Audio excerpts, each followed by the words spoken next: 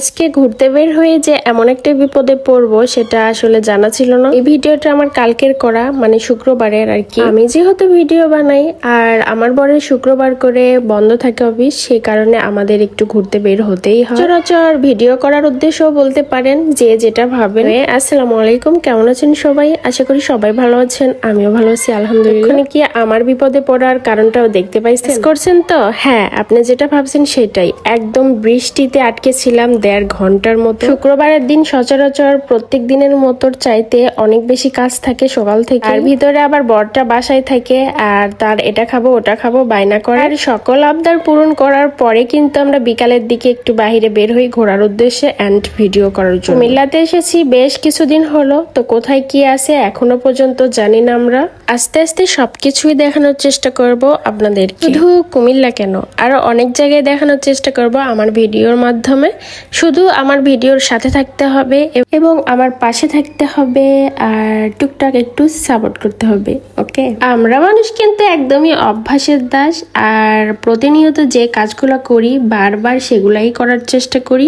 আমি এটা বোঝাতে চাচ্ছি যে এই যে আমি এত ভিডিও দেখি, সবার ভিডিও দেখি আর কি, তো ভিডিওগুলো দেখতে দেখতে যখন একদিন তাদের ভিডিওগুলো না দেখতে পাই তখন এত বেশি খারাপ লাগে, বারবার সার্চ করে দেখার চেষ্টা করি, মানে দেখি আর কি যে কি হলো, ভিডিও কেন দিচ্ছে না, আর এটা অভ্যাসের পরিণত হয়ে যায়। আর আমি জানি আমার ক্ষেত্রেও কিন্তু আপনাদের একই রকম হয়। কেউ কেউ আমাকে জিজ্ঞাসা করে আপু ভিডিও কেন দাও না, আপু ভিডিও কেন আসে না। আসলে ভাই আমি প্রতিদিনই ভিডিও দেই, একদম নিয়মিত কাজ করি, আর আমার ভিডিওগুলো আসলে সাজেস্ট ফর ইউতে যায় না কেন আমি সেটাও জানি না। হয়তো একদিন যাবে, সেদিন হয়তো সবাই দেখতে পাবে। তো যাই হোক, এটা নিয়ে আমার কোনো আফসোস নাই, কোনো একটা দিন হয়তো সফলতা আসবেই, এটা ভেবেই আমি কাজ করি। নিয়মিত সবকিছু নিয়ম কানুন মেনে কাজ করলে একদিন সফলতা আসবে, এটা স্বাভাবিক। অনেকে আবার আমাকে ইনবক্সে লেখে যে আপু তোমার ভিডিওগুলো কেন আমার কাছে আসে না, আমি কিন্তু তোমাকে সার্চ করে করে দেখি।